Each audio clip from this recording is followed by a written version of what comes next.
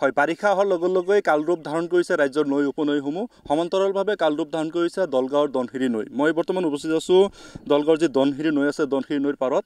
আৰু মোৰ কেমেৰা সতীৰ্থ মুক্তিদুল আছে, মুক্তিদুলৰ দৃশ্য দেখুৱাব। এয়া হৈছে দনশিৰি নৈৰ দৃশ্য। দৈনিক শ বিঘা ভূমি আচলতে কৃষিভূমিও হওক, মানুহৰ গড় বাসগৃহই হওক, আচলতে দৈনিক শ বিঘা কৃষিভূমি উটুৱাই লৈ গৈছে এই দনশিৰি নৈয়ে, যাৰ ফলত ইয়াৰে যি স্থানীয় ৰাইজ আছে শংকিত হৈ পৰিছে। মোৰ কেমেৰা সতীৰ্থ মুক্তিদুল আছে, মুক্তিদুলে দেখুৱাব NKTV দৰ্শকসকলক সমগ্ৰ দৃশ্য। শ ৰাইজ ইয়াত ওলাই আহিছে। আৰু এটা কথা ক'ব লাগিব, এবছৰ আগতে যি ইয়াত এটা জলজীৱন মিছন আঁচনিৰ অধীনত এটা বৃহৎ পানী প্ৰকল্প ইয়াৰ স্থানীয় ৰাইজৰ বাবে স্থাপন কৰা হৈছিলে।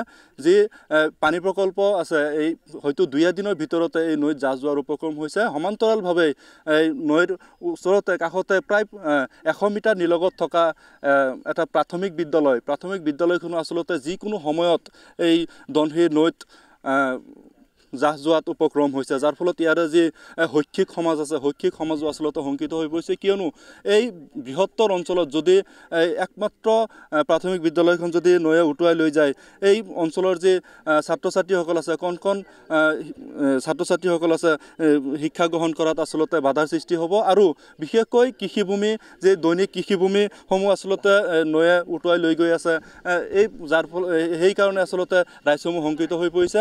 একাংশ ৰাইজ আছে আমাৰ লগত, মতামত ল'বলৈ চেষ্টা কৰিম। কি ক'ব আচলতে আপোনালোকে কেনেকুৱা ধৰণৰ সমস্যাৰ সন্মুখীন হৈছে বৰ্তমান? আমি বিশেষ ধৰণৰ সমস্যা হৈছে আমাৰ ধনশিৰি নদী প্ৰত্যেক বছৰে আমাক জুৰুলা কৰি পেলাইছে। মানে যোৱা বছৰো বহুত কেইটা ঘৰ উঠুৱাই লৈ গৈছে, কিছুমান ঘৰ একেবাৰে ল'বই পৰা নাই, একেবাৰে পানীত জাহ গৈছে। আৰু সেই বিষয়ে আমি MLA তথা পঞ্চায়তৰ কৰ্তৃপক্ষক আমি জনাইছোঁ, কিন্তু আমাৰ কোনো বিহিত ব্যৱস্থা লোৱা নাই। দৈনিক কিমান বিঘা ভূমি নৈত জাহ গৈছে বৰ্তমান? দৈনিক 200-300 বিঘা মাটি জাহ গৈছে।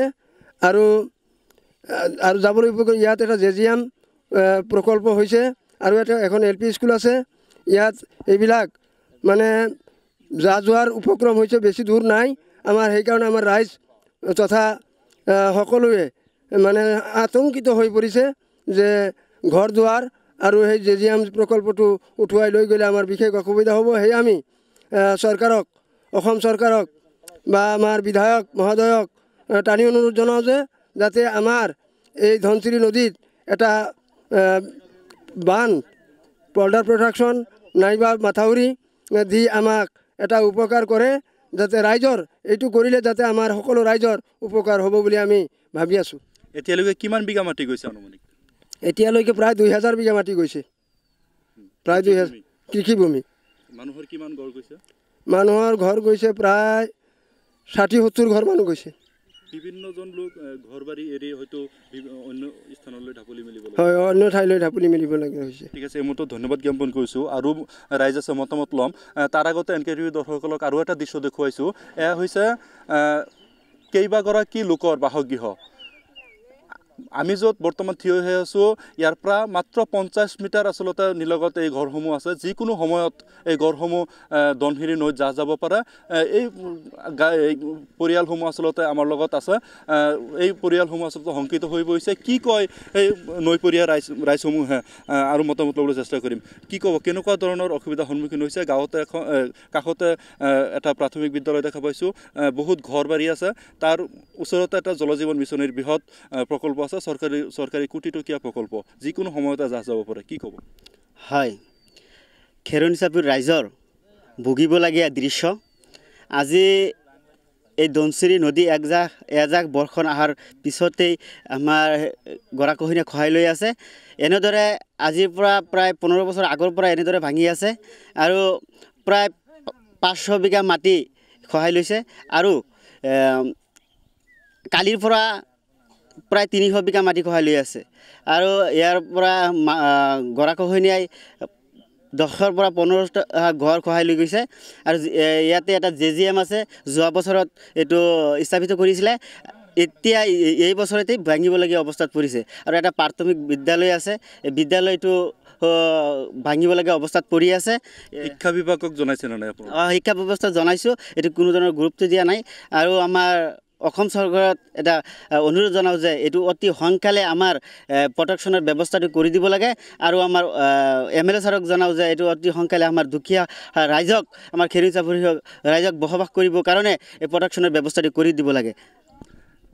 নেতাসকলে বিভিন্ন সময়ত প্ৰতিশ্ৰুতি দিয়ে যে আমাক এইবাৰ ভোট দিয়ক, তাৰপিছত আপোনালোকক এই গৰাখহনীয়া ৰোধ কৰাৰ ব্যৱস্থা কৰিম, কৰিছেনে কেতিয়াবা? নাই, প্ৰতিশ্ৰুতি দিয়ে ঠিক, মোৰ গৰাখহনীয়াৰ কোনো ধৰণৰ প্ৰটেকশ্যনৰ ব্যৱস্থা দিয়া নাই, প্ৰতিশ্ৰুতি তেওঁলোকে মানা নাই, প্ৰটেকশ্যনবিলাক তেওঁ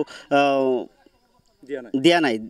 এতিয়া মই এটা কথা কওঁ যে আমাৰ খেৰনি চাপৰ ৰাইজে ভোট নিদিয়ে নেকি? যদি ভোট দিয়ে তেনেহ'লে আমাৰ এনেকুৱা খেৰনি চাপৰ ৰাইজৰ কিয় ভুগিবলগীয়া অৱস্থাত হৈছে? এইটো অতি সোনকালে আপোনালোকে যদি ভোট দিয়ে তেনেহ'লে অতি সোনকালে আমাৰ খেৰনি চাপৰি ধনশিৰি নদীৰ প্ৰটেকশ্যনৰ ব্যৱস্থাটো কৰি দিব লাগে। মন্ত্ৰী বিধায়ক ইয়াত আহিছিল নেকি? মন্ত্ৰী অহা নাই, আমাৰ MLA ছাৰ আহিছিলে। MLA ছাৰ আহি কেইবাবাৰ দেখি গৈছে, দেখাৰ পিছতো তেওঁ এইটো সমস্যাটো সমাধান কৰি দিয়া নাই। এতিয়া আপোনালোকৰ দাবী কি? দাবীটো আমাৰ প্ৰটেকশ্যনৰ ব্যৱস্থাটো কৰি দিব লাগে, এইটো দাবী আমাৰ ৰাইজৰ, খেৰনি চাপৰি ৰাইজৰ। ঠিক আছে, এই মতে ধন্যবাদ জ্ঞাপন কৰিছোঁ। এয়া আছিলে ধনশিৰি যি নৈপৰীয়া ৰাইজৰ মতামত। আমি বিভিন্নজনৰ পৰা মতামত লৈছোঁ আৰু এওঁলোকৰ এটাই দাবী যে কাষতে ধনশিৰি নৈৰ কাষতে যি প্ৰাথমিক বিদ্যালয় আছে, শৈক্ষিক দিশত লক্ষ্য ৰাখি বিদ্যালয়খন আচলতে ৰক্ষা কৰিব লাগে।